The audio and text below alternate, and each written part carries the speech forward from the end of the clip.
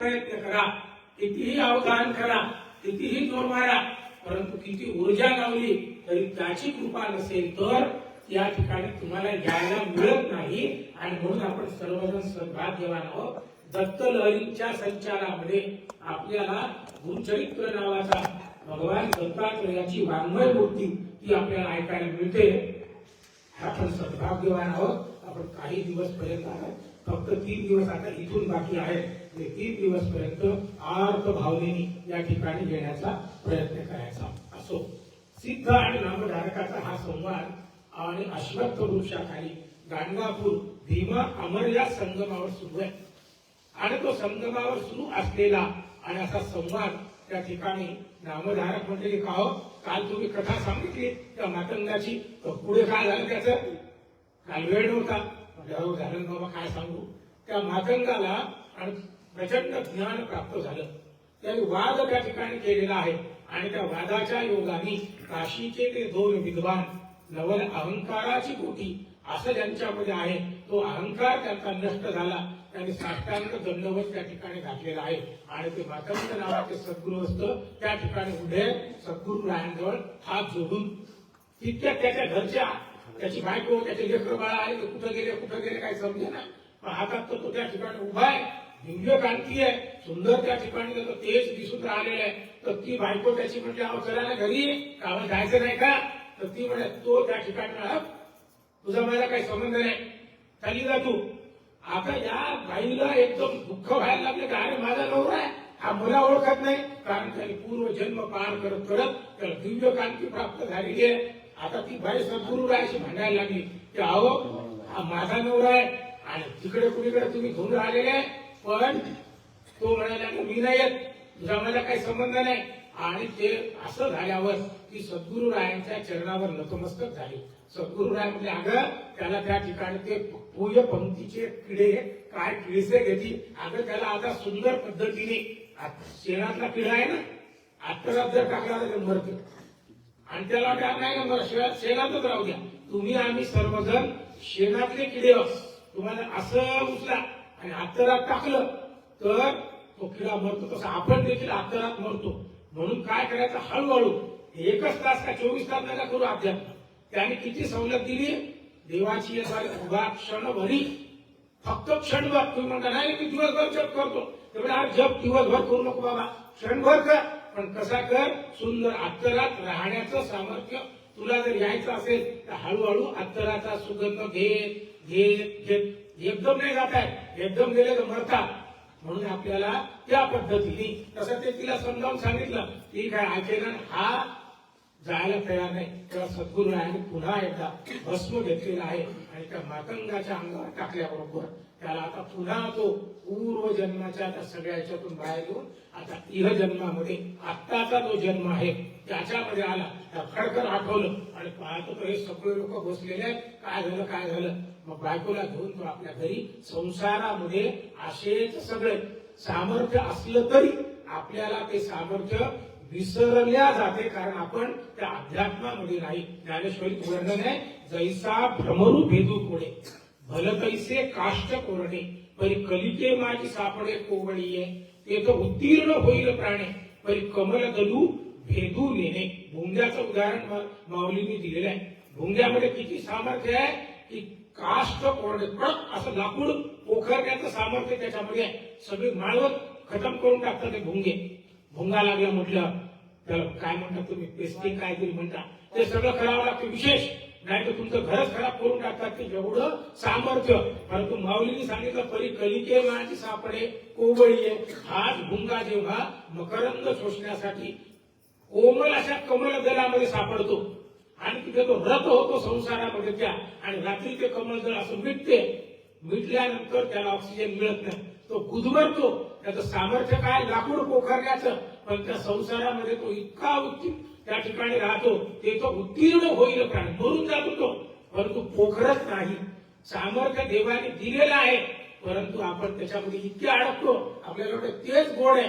आणि म्हणून ते पूय पंक्तीचे किडे काय किळसे घेती त्या रक्त मांस रुधिरामध्ये जे किडे असतात त्याला किडच नाहीये, त्याला त्याच्यातच राहावं वाटते. तसं आपण सर्वजण, तुम्ही आम्ही सर्वजण या संसारामध्ये राहतो.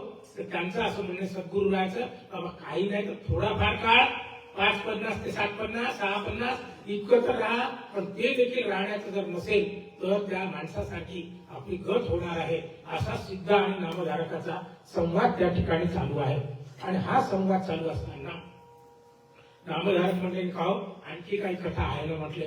काय झालं, हे त्रिविक्रम भारती जे त्रिवेदी होते, ज्यांनी या विद्वानांना भगवंताकडे आणलेलं आहे आणि सांगितलं की माझं सामर्थ्य नाही, नृसिंह सरस्वती तुमच्याशी बात करतील, ते त्रिविक्रम भारती आता सद्गुरुरायांसमोर बसलेले आहेत.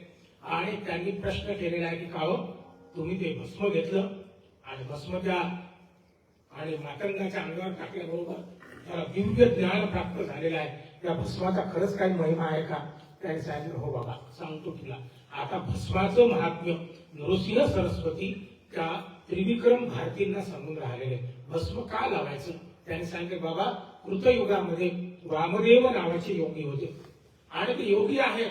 जयासी वाटे वैराग्य करावे, तेने काही जण करावे, उठोनी वाटेची लागावे, दिगंताप्रती, दिगंबरा जप करतो आपण, त्या दिगंताप्रती जायचं. आणि म्हणून असे हे वामदेव नावाचे योगी सर्वांगावर भस्म प्रदान करायचे आणि सर्वत्र संचार त्यांचा असायचा. एक दिवस हे वामदेव नावाचे योगी अंगावर भस्म धारण केल्यानंतर ते एका जंगलातून चाललेले आहेत. जंगलातून चालले असताना त्या जंगलामध्ये एक पिशाच योनीमध्ये असणारा राक्षस एका वृक्षावर बसलेला आहे आणि त्यांनी याला दुरूनच पाहिलं आणि अतिशय आनंदी झाला की आज मला घास मिळालेला आहे, जेवण मिळालेलं आहे. मला आता अतिशय आनंदाने तो खाली झटकन उतरला झाडाच्या. आणि ते वामदेव योगी रस्त्याने येत होते, त्यांना त्यांनी अडवलं आणि सांगितलं की बाबा, बरं झालं तुम्हाला, मला खूप दिवसाची भूक लागली होती, आता माझी भूक या ठिकाणी भागणार आहे. तेव्हा वामदेव नावाचे योगी, त्यांना मरणाची भीती नव्हती, कारण त्यांनी ठरवलं मरणम प्रकृती ही, जीवन ही विकृती आहे असं त्यांच्या मनामध्ये असल्यामुळे त्यांनी त्या ठिकाणी सांगितलं खायचं खावा, काय हरकत नाही. आणि म्हणून त्या ब्रह्मराक्षसाने त्यांना असं धरलेलं आहे आणि मुखामध्ये खाण्यासाठी धरल्याबरोबर त्यांच्या अंगावरचं भस्म त्या ब्रह्मराक्षसाच्या अंगाला लागल्यामुळे त्या भस्माच्या योगाने त्याला त्याचे पूर्वजन्म आठवायला लागलेले आहे, त्याच्या पूर्वीच्या चुका आठवायला लागलेल्या आहेत. आणि मी का ब्रह्मराक्षस झालो हे सगळं आठवल्यानंतर त्याने त्या वामदेव योगींच्या चरणावर नतमस्तक झाला आणि म्हटलं की का हो, हे सगळं कसं काय होऊन राहिलं, मला मुक्त तर तुम्ही आता करणारच, कारण माझी पूर्वजन्म मला आठवलेलं आहे. पण कशामुळे आठवलं? तुम्हाला स्पर्श करता क्षणी काय सामर्थ्य आहे तुमच्याकडे? तेव्हा वामदेव नावाचे योगी म्हटले बाबा, हे माझं सामर्थ्य नाही, हे जे माझ्या अंगावर भस्म आहे, जो कोणी भस्म लावेल त्याला बहुत सुकृताची जोडी, म्हणून विठ्ठल आवडी. अनेक जन्मजन्मांतरीचं पाप जन्मोजन्मी आम्ही बहुपुण्य केले, तेव्हा या विठ्ठले कृपा केली. ते जन्मजन्मांतरीचं जे पाप आहे ते भस्माच्या योगाने नष्ट होते आणि म्हणून भस्म धारण केलं पाहिजे. तेव्हा तो ब्रह्मराक्षस आता वामदेव योगींना म्हणायला लागला की का हो, आधीच्या कल्पांतरामध्ये असं काही झालं का, कोणावर कृपा या भस्माची झाली का? ते म्हटले बाबा नक्कीच, मी तुला त्याची एक कथा सांगतो. पुन्हा जागेवर या. कुठे चालू आहे आपलं? भीमा अमरजा संगमावर सिद्ध नामधारकाला सांगून राहिलेले निर्गुण मठामध्ये भगवान नृसिंह सरस्वती आणि आपल्या त्रिविक्रम भारतींना सांगून राहिलेले. आता हे जंगलामध्ये वामदेव नावाचे योगी त्या ब्रह्मराक्षसाला सगळी भस्माची कथा सांगून राहिलेले आहेत. त्याने सांगितलं बाबा तुला सांगू का, पूर्वी द्रविड देशामध्ये आणि एक पापी अनाचारी एक व्यक्ती राहायचा, सद्गृहस्थ म्हणून आपण त्याला आता नंतर होणारा. तो काय करायचा, लोकांच्या घरी जायचा, दरोडे टाकायचा, त्याच्या आई बहिणी असतील त्यांच्यावर हात घालायचा आणि तो अत्यंत दृष्टात्मा नैव विद्यते असा दृष्ट असल्यामुळे तो त्या ठिकाणी त्याच पद्धतीने राहायचा. रात्री कोणाच्याही घरात घुसायचा. लोक त्रस्त होऊन गेले, दुर्जनम प्रथमम बनले. परंतु जर एकत्रित सर्वजण आले तर त्या ठिकाणी कितीही मोठा दुर्जन असो परंतु ती शक्ती, सज्जन शक्ती जागृत होत नाही, म्हणून दुर्जनांचं फावते. हा कोणाच्याही घरात गेला की लोक आपापल्या घरात जीव चोरून बसायचे. दुसऱ्याच्या घरात गेला ना ठीक आहे, त्याचं काही हो, माझं घर सुरक्षित आहे, अशा पद्धतीची भावना सगळ्यांची असायची. एक दिवस सगळेजण गोळा झाले, म्हणजे आपण एकत्रित जर आलो, ही सज्जन शक्ती जर जागृत झाली तर दुर्जनांचा निपात होऊ शकतो. आपण हे काम करू, याला धडा शिकवलाच पाहिजे. आणि मग सगळेजण एकत्रित आले आणि त्या रात्री हा त्या गावामध्ये आला आणि एका घरामध्ये शिरत असताना लोक चिडले आणि सगळे एकत्रित आले, त्याच्यावर हल्ला केला आणि हल्ला केल्यानंतर त्याला ठार त्या ठिकाणी मारलेला आहे. त्याचा अंत्यसंस्कार कोण करणार आहे? सगळ्यांनी त्याला उचललं आणि स्मशानाच्या पलीकडे त्याचा जे मृतदेह आहे तो तसाच फेकून दिला आणि फेकल्यानंतर हा गतप्राण झालेला त्याच ठिकाणी पडलेला आहे. आता त्या स्मशानामध्ये चितेवर काही कुत्रे बसलेले होते, श्वान. आता त्यांना असं वाटलं हे भक्ष आपल्याला मिळालेले. आता ते चितेवरून उठले ते सगळे कुत्रे आणि याच्याकडे त्याचे लचके तोडायला निघालेले आहेत. निघाल्यानंतर तिथे आले की ते कुत्रे आत झटकतात आणि त्याच्यानंतर त्यांचं बाकीचं सुरू करतात. ते याच्या मृतदेहाजवळ आले आणि त्या कुत्र्याने, त्या श्वानाने अंग झटकलेलं आहे.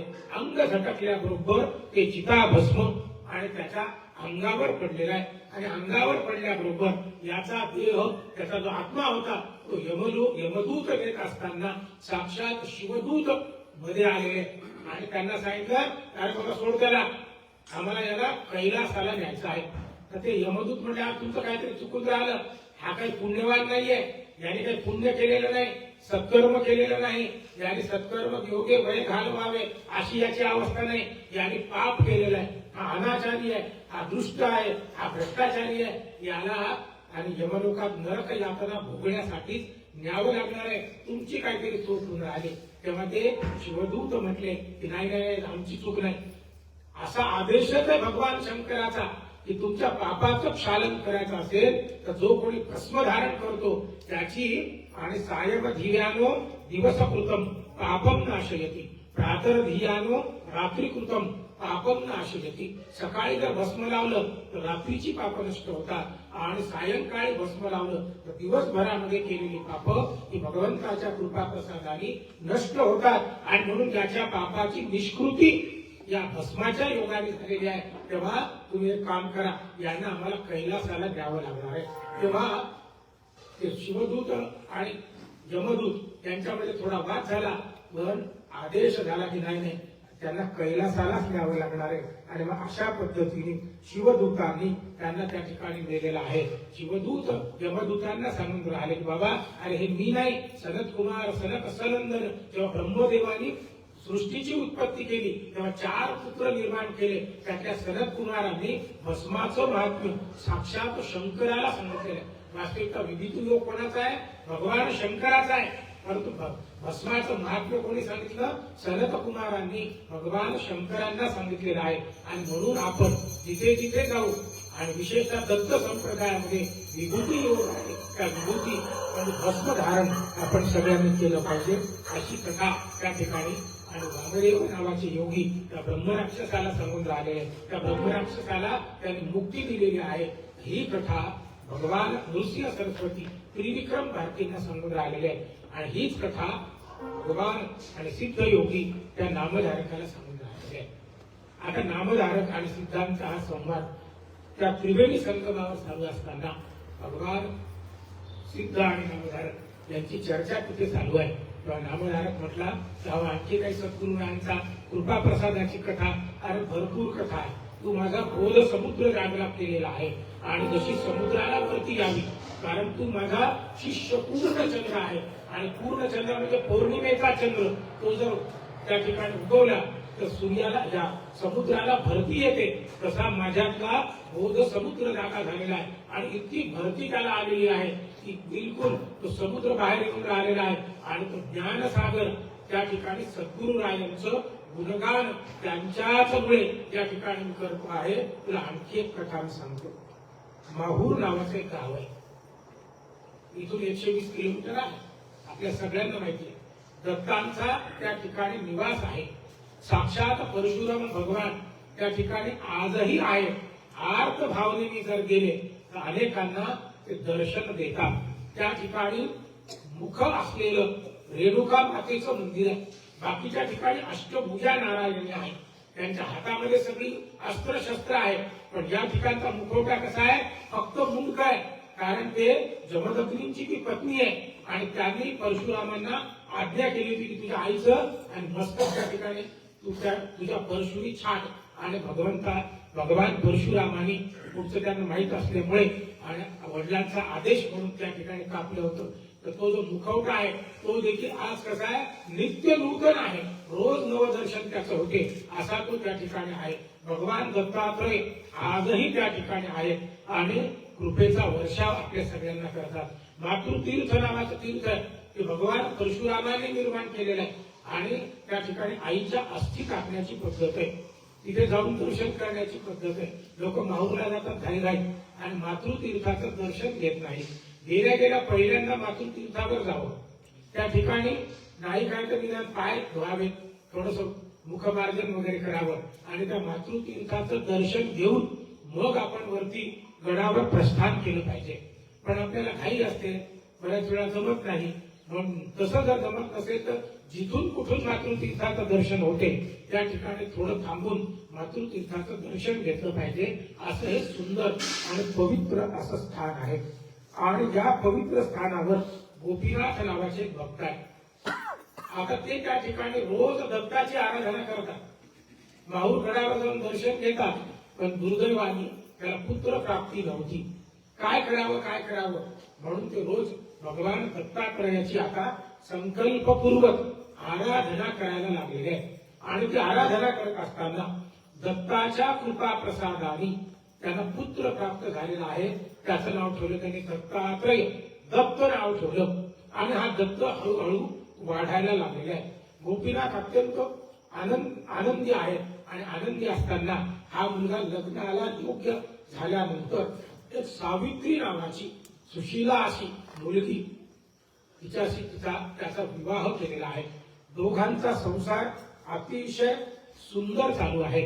आणि असा सुंदर संसार चालू असताना काही दिवसांनी पूर्वजन्माच्या आणि भोगे भोग भय अशा पद्धतीचा असल्यामुळे या दत्ताला त्या मुलाला आणि क्षय नावाचा रोग झाला. तो कृश व्हायला लागलेला आहे. काड्या त्याच्या शरीराच्या झालेल्या आहेत. 1 वर्ष 2 वर्ष अनेक वैद्य त्या ठिकाणी आणलेले आहेत. निरनिराळ्या ठिकाणचे नवस त्यांनी बोललेले आहे. व्रत वैकल्य त्यांनी केलेलं आहे. परंतु काही होईना हा दत्त क्षय म्हणजे अगदी अक्षरशः शरीर कृश होत जाते, क्षय होत जाते. काड्या त्याच्या सगळ्या शरीराच्या झालेल्या आहेत. डोळे खोलवर गेलेले आहेत आणि ही अगदी कोवळी मुलगी, तरुण मुलगी आणि हिच्या नशिबी अशा पद्धतीचं आलेलं आहे. तिच्या घरचे जे होते तिचे सासरे गोपीनाथ तिला म्हणायचे की भाई तुझं जीवनाचं हे अकल्याण झालेलं आहे. आता याची अवस्था तू पाहिलेली आहे आणि हे सगळं त्रास तुला होऊन राहिलेला आहे. तुझी अवस्था आम्हाला बघवत नाही. आमची अशी इच्छा आहे तुला जर वाटत असेल तर तू माहेरी जा. याची आम्ही सेवा करतो. झाला दुरुस्त तर तुला परत आणतो. हा देखील धाय मोकलून विचारजवळ रडायचा. प्रेम त्या ठिकाणी असल्यामुळे त्यांनी म्हटलं की भाई तू एक काम कर. माझी अशी अवस्था आहे आणि मला नाही वाटत मी जगणार आहे. माझी अशी इच्छा आहे तू दुसरं लग्न कर. पण हिचा विश्वास नाही. म्हटले तसं नाही होणार. मी याच ठिकाणी राहील. सासू सासऱ्यांची सेवा करेल. तुमची या ठिकाणी मी सेवा करेल. ती व्रतवैकल्य या ठिकाणी करेल आणि माझा विश्वास आहे की तुम्हाला मी दुरुस्त करेल. परंतु काही झालं तरी ते काही दुरुस्त होईना. काय करावं? तिला सर्वजण तिची काळजी करायला लागली. तेव्हा तिने इतर ठिकाणी सगळ्या ठिकाणी गेल्यानंतर एका सत्पुरुषाने सांगितलं की भाई याला काही वैद्य किंवा व्रतवैकल्य होणार नाही. एखाद्या सत्पुरुषाचा आशीर्वाद जर मिळाला तर निश्चितपणे याचा हा क्षयरोग नष्ट होईल. कारण आपण सगळे प्रयोग करून बसलेले आहोत. तेव्हा तिला उपरती झाली आणि तिने म्हटलं की काय हरकत नाही, कुठे जावं. खूप चर्चा केल्यानंतर त्यांच्या असं लक्षात आलं गाणगापूर क्षेत्रामध्ये नृसिंह सरस्वती नावाचे सिद्ध योगी दत्तावतारी पुरुष आहेत. त्यांचा जर आशीर्वाद मिळाला तर निश्चितपणे आणि याचं कल्याण होणार आहे. तेव्हा तिने चर्चा केली. सासू सासरे म्हणजे आम्ही येतो. तिने सांगितलं अहो तुम्ही वयोवृद्ध आहात, तुम्हाला त्रास होईल आणि याच्या दुरुस्तीच्या ऐवजी तुमचंही मला करावं लागेल. तुम्ही याच ठिकाणी राहा. मी काही माझ्या नातेवाईकांना घेऊन आणि त्या ठिकाणी जाते आणि मग बैलगाडी वगैरे सजवली आणि माहूर क्षेत्रावरून ते सगळे गाणगापूरकडे निघालेले आहेत.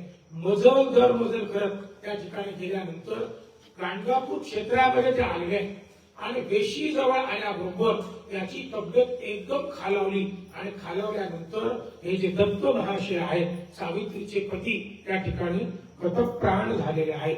ही त्या ठिकाणी चिंता करून राहिली की बाबा मी या ठिकाणी आर्त भावनेने आलेली आहे, मजल दरमजल करत आलेली आहे, तुझ्यावर विश्वास ठेवून आलेली आहे आणि तू आतापर्यंत मला सांभाळून घेतलं आणि तुझ्या दारात आलो आणि दारात आल्याबरोबर तुझी अवकृपा आमच्यावर कशी झालेली आहे आणि म्हणून ती शोक त्या ठिकाणी करायला लागलेली आहे, गडबडा लोळायला लागलेली आहे. लोक त्या गावचे आले, त्यांनी पाहिले काय कोळी मुलगी आहे, हिच्यावर अशी कशी बरं अवकृपा झाली, काय करावं आणि म्हणून सर्वजण तिची चिंता करायला लागलेली आहे, तिच्यावर दया दाखवायला लागलेली आहे. आणि आता त्या गावची काही मंडळी तिचे नातेवाईक म्हटले आहो आता याचं अंत्यसंस्कार केला पाहिजे, परंतु ही आर्थ भावनेने नकार द्यायला लागलेली आहे, आरडाओरडा करायला लागलेली आहे, धाय मोकलून रडायला लागलेली आहे. अशा स्थितीमध्ये काय करावं आणि म्हणून एक सिद्धयोगी त्या ठिकाणी आलेले आहे, त्रिशूलधारी आहे, व्याघ्रचर्म धारण केलेलं आहे, जटाधारी आहे, भस्मांकित आहेत आणि ते या ठिकाणी आले आणि हिला सांगितलं की बाई उपजेते नासे नाशिले ते पुनरपी दिसे हे घटिका यंत्र जैसे परिभ्रमी आहे का. अगं जीवन मरणाचं चालणारच आहे, तू एक काम कर सती जा. पण ही त्यांना म्हटली की अहो मी विश्वासाने आलेली, माझ्या सासू सासऱ्यांना मी काय सांगणार आहे, त्यांना जर ही बातमी कळली तर मी एक नाही 3 मृत्यूची कारणीभूत होणार आहे. त्यांचा विरोध करून मी या ठिकाणी आलेली आहे आणि त्यांना समजलं तर ते देखील गतप्राण होतील आणि 3 मृत्यूचं पातक मला लागणार आहे आणि सद्गुरुरायांची कृपा होईल असा विश्वास माझ्यावर होता आणि अशा स्थितीत असं कसं होऊन राहिलं बरं. तेव्हा याने सतीचा धर्म तिला सांगायला सुरुवात केलेली आहे. तो आचार धर्म या सगळ्या गुरुचरित्रामध्ये आहे. पतिव्रतेचा धर्म त्या ठिकाणी सांगायला सुरुवात केलेली आहे की कशा पद्धतीने धर्मेच अर्थेच कामेच नातिचरामी असा आपण संकल्प करतो आणि तो संकल्प लग्नाच्या वेळी करतो आणि म्हणून हिचे जे कोणी पती पत्नी असतील, काही घरामध्ये पत्नी तर चालते तीच शब्द नवरा विचारा बसते, काही घरामध्ये पतीच चालते, बायको बसलेली आहे, परंतु शास्त्र सांगते नाही धर्मेच अर्थेच कामेच. धर्म कार्यामध्ये चर्चा केली पाहिजे. घरी कोणती पूजा करायची असेल तर एकाने निर्णय नाही घ्यायचा. थोडं सांगितलं नवऱ्या सांग हो सुट्टी घ्या त्या दिवशी, अगं बाई माझं काम आहे थोडस तिथे साहेब येणार आहे तर कसं काय करू, किंवा हा ठरवतो काहीतरी आपल्याला आता जायचं माऊला दर्शनाला तर तयार व्हावं की म्हणजे माझी अडचण आहे. मग एकमेकाची चर्चा केली पाहिजे या गोष्टीमध्ये. धर्म कार्यामध्ये अर्थ कार्यामध्ये सिद्धयोगी सांगतात की बाबा पैशाच्या संदर्भामध्ये देखील नवरा बायकोची चर्चा झाली पाहिजे तर त्याचा संसार व्यवस्थित चालतो. नाही एकाने निर्णय घ्यायचा आणि दुसऱ्याला वर तो लादायचा. आणि म्हणून इथे जे कोणी पती पत्नी असतील किंवा काही जणांचे घरी असतील तर त्यांनी देखील लक्षात ठेवा इथून पुढे चर्चा करायची. वाटल्या जो निर्णय घ्यायचा तो सांगून त्या ठिकाणी करायचा. धर्मेच अर्थेच कामेच घरामध्ये इतर ज्या ऐहिक सुख आहे त्या सुखामध्ये देखील चर्चा करून त्या सगळ्या गोष्टी जर केल्या तर संसार सुखी होणार आहे. आणखी पतिव्रतेचे धर्म त्या ठिकाणी सांगितलेले आहे ते आता तुम्ही ऐकू नका. तुम्ही पहिल्यांदा याच्यामध्ये आहे ते मनाचं नाही सांगू का. नवरा उठायच्या आधी आपण उठलो पाहिजे. त्याला काय आवडते तो स्वयंपाक केला पाहिजे, त्याला वाढून दिलं पाहिजे. नाही करून ठेवलेला आहे धुंद्या दिवस त्या अशी तर हा काही तो धर्म नाही. आणि म्हणून आपण त्या ठिकाणी नेहमी सांगतो सकाळीच नवऱ्याने पाणी तापवावे आणि मग राणीला आंघोळीला मग उठवावे. बाई पाणी तापलं का उठ लवकर. ही अवस्था अनेक घरामध्ये आहे. पण ते आता ते चांगलं आहे काय हरकत नाही, परंतु त्याच्यामध्ये भाव शुद्ध असावा. हे सगळं धर्म आचार धर्म आणि भगवान सिद्ध योगी तिला सांगून राहिलेले. विधवेचा देखील आचार त्या ठिकाणी सांगून राहिलेले. संसाराचा गाडा चालण्याच्या दृष्टीने कशा पद्धतीने ऐहिक सुखासोबत पारलौकिक सुख त्या ठिकाणी घेतले पाहिजे आणि ते घेण्यासाठी आदानम ही प्रधानाय चर्चा केली पाहिजे. कारण संसाराची नवरा आणि बायको हे 2 चाकं आहेत. एक चुकला तर दुसऱ्याने सांभाळलं पाहिजे. नाहीतर हिने आवाज केला तर तो त्याच्यावर जोरात आवाज करतो. म्हणजे त्या कॉलनीतल्या लोकांना वाटतं काय झालं इतका आवाज जोर जोरात असं न करता एक जर गरम झाला तर दुसऱ्याला जरा शांत राहायला पाहिजे, दुसरा शांत राहायला, पहिला गरमच होत राहायचं, असं न करता असं थोडंसं चालू दिलं पाहिजे. हा सगळा आचार धर्म कशासाठी?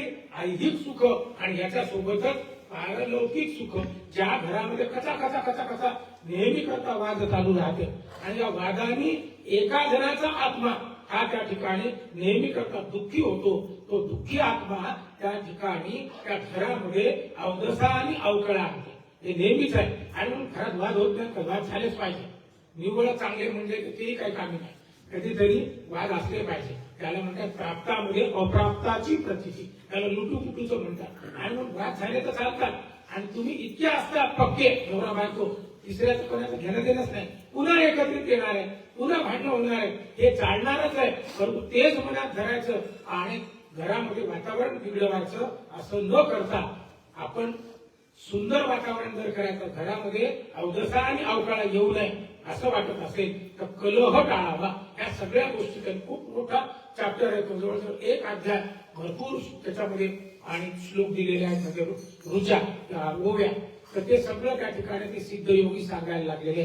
तिला ते सगळं पटलं आणि म्हटले की गावाला तुम्ही सांगितलं हे तर सगळ्या नियतीचा फेरा आहे, मला सती गेलं पाहिजे.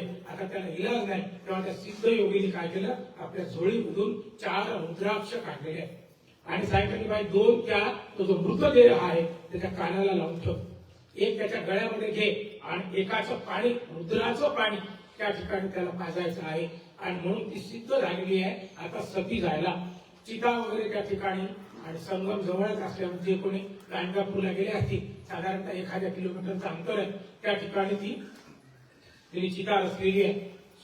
त्या गावातल्या बाया देखील आलेल्या आहेत, अत्यंत दुःखी अंतःकरणाने.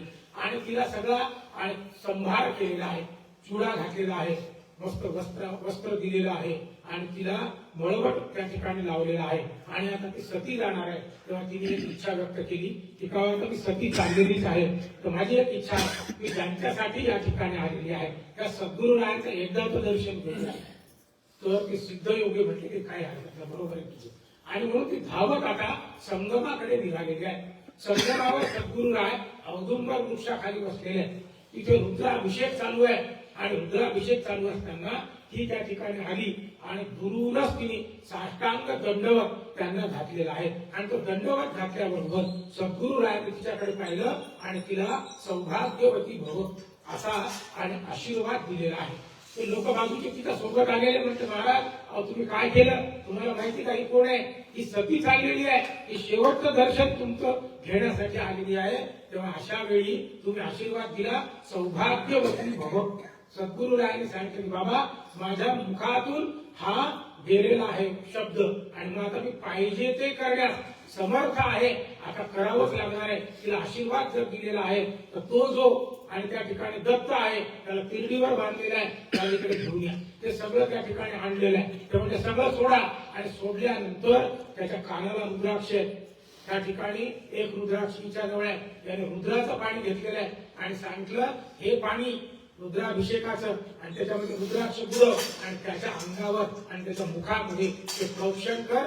ते केल्याबरोबर हा जो दत्त आहे जसं काहीच झालं नाही, झोपेतून उठल्यासारखा त्या ठिकाणी उठलेला आहे. आणि पाहतो तर आजूबाजूला लोक असा बसलेला आहे. काय झालं, सगळा दृष्टांत आणि सगळी जी कथा आहे ती तिला सांगितलेली आहे. सर्वजण आश्चर्यचकित झालेला आहे. सद्गुरुराय पाहिजे ते करण्यास समर्थ आहे आणि त्या योगाने त्यांनी त्याला जीवनदान त्या ठिकाणी केलेलं आहे. तेव्हा गावातली जी विद्वान मंडळी होती ती सद्गुरुरायांना म्हटली की गाव तुम्ही नियतीच्या विरोधात काम केलेलं आहे, याचा जर मृत्यू आता लिहिलेला आहे आणि ते जे विधिलिखित आहे ते टाळण्याचं काम तुम्ही केलेलं आहे. एका अर्थाने सृष्टीच्या नियमाच्या आड तुम्ही आलेले आहात. असं कसं? सद्गुरुरायांनी सांगितलं की बाबा असं नाही, याच्यावर कृपेचा वर्षाव जरी केला असेल तरी याचे जे पुढच्या जन्मातले आयुष्य आहे त्याच्यातले 30 वर्ष मी पुढच्या जन्मातले घेतलेले आहेत. ते पुढच्या जन्मातले 30 वर्ष मी कमी केलेले आहेत, ते या जन्मामध्ये त्याला दिलेले आहेत. अत्यंत आनंद सगळ्यांना झालेला आहे आणि त्या आनंदाच्या योगाने हे दत्त आणि सावित्री भगवान नृसिंह सरस्वती यांच्या सोबत त्या निर्गुण मठामध्ये आता काही काळ राहायला लागलेले आहे. सिद्ध आणि नामधारकाचा हा संवाद चालू असताना पुन्हा नामधारक म्हणजे की काव आणखी काय कथा म्हणजे आहे ना कथा सांगतो. ही जी सावित्री आहे आणि ते दत्त आहे ते त्या ठिकाणी राहत असताना सावित्रीने त्यांना प्रश्न केला की काव माझ्यावर एवढा कृपेचा वर्षाव केला, त्या सिद्ध योग्यांनी मला 4 रुद्राक्ष दिले, रुद्राचं पाणी तुम्ही आम्हाला दिलं आणि त्याचं किती महात्म्य आहे, काही कथा आहे का याची रुद्राक्षाची. तर आता नृसिंह सरस्वती त्या सावित्रीला सांगून राहिले की भाई अगं खूप महत्व या रुद्राक्षाचं आहे. काय झालं म्हणजे कथा सांगायला सुरुवात केली. काश्मीर देशामध्ये भद्रसेन नावाचा राजा होता आणि या भद्रसेन राजाला एक मुलगा झाला, त्याचं नाव होतं सुधर्मा. त्यांचा एक प्रधान होते, प्रधानमंत्री त्यांचे त्या राज्याचे, त्याला एक मुलगा झाला, त्याचं नाव होतं तारक. आता हा सुधर्मा आणि तारक लहानाचे मोठे होऊन राहिले, पण हे खेळ खेळायचे. खेळ कोणते खेळायचे तर महादेवाची पिंड तयार करायची, त्याला बिल्वपत्र व्हायचं, त्याला भस्म लावायचं आणि देवाची पूजा करायची. असे रोज त्यात हीच क्रम. दुसरा खेळ नाही, विटी दांडू नाही, क्रिकेट नाही, काहीच नाही. त्यांना चिंता लागायला लागली की हे मुलं आहेत आणि मुलासारखे राहत नाही, तर रोज अशा पद्धतीचे करून राहिले. एकीकडे आनंदही व्हायचा बघा देवकार्यामध्ये आहे, पण एकीकडे असंही वाटायचं की अरे असं कसं काय निवड याच्यातच आहे ते. असं या मनस्थितीमध्ये असताना एक दिवस पाराशर नावाचे ऋषी त्या ठिकाणी आले आणि त्यांनी ते सगळं पाहिलं.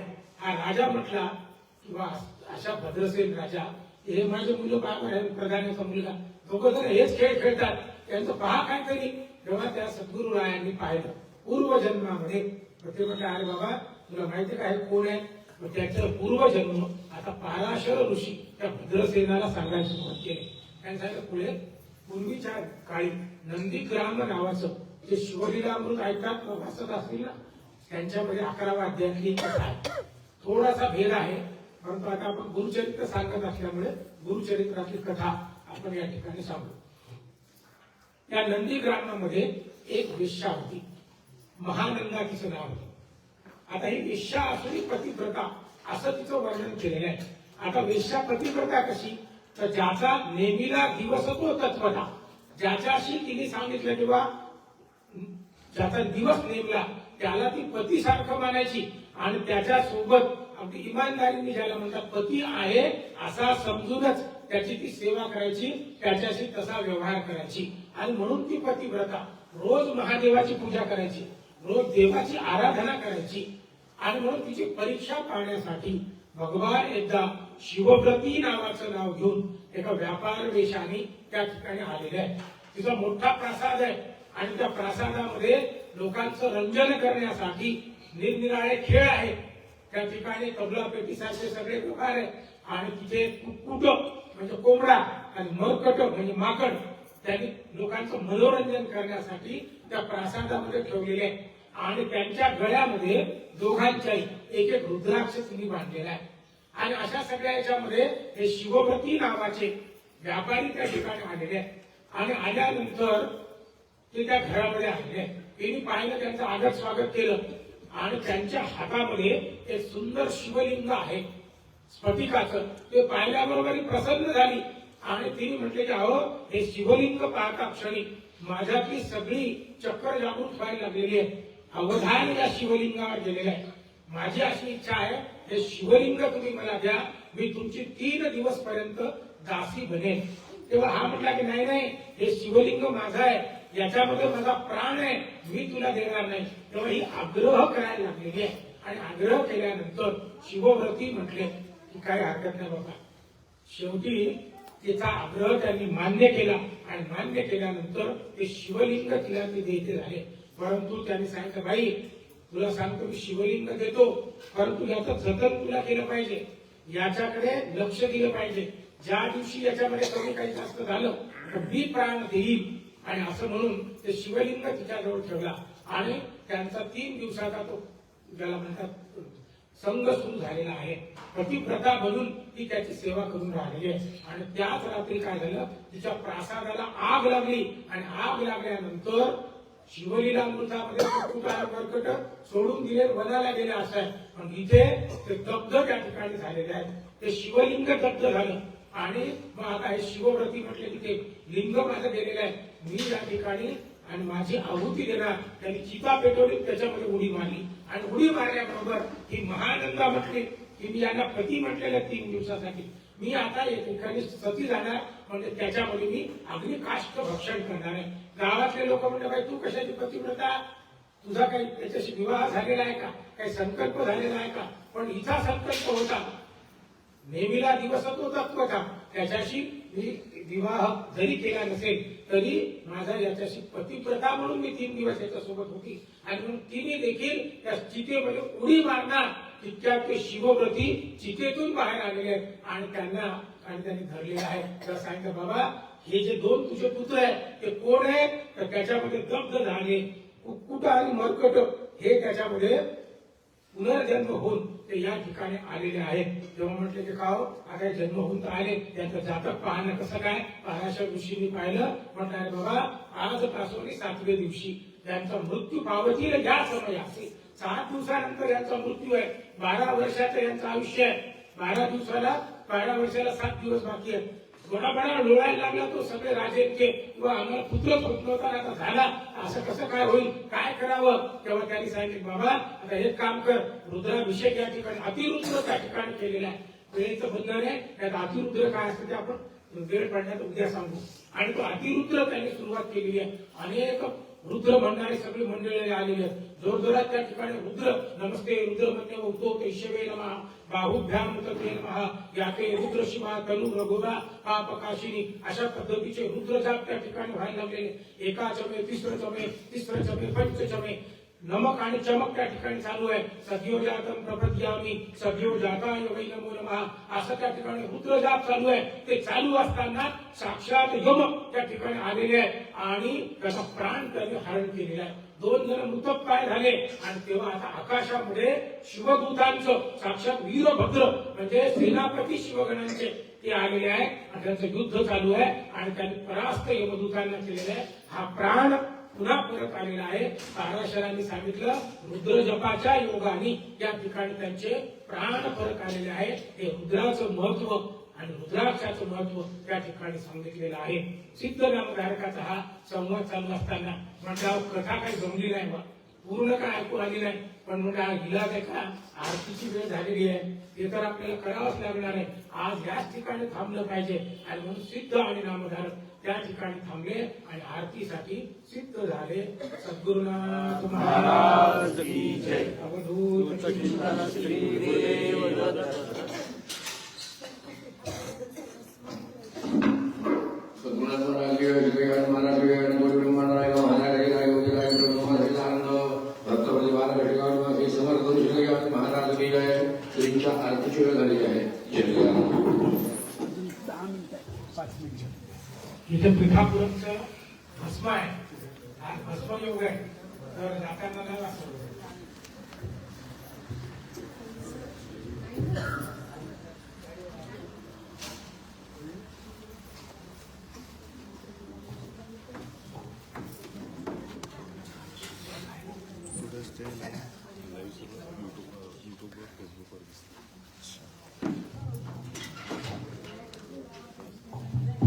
कोणी टाळू नका, अचानक सगळ्यांना रुद्राक्ष मिळणार आहे. त्याच्यात महत्व आणखी मी सुरुवातीला सांगितले.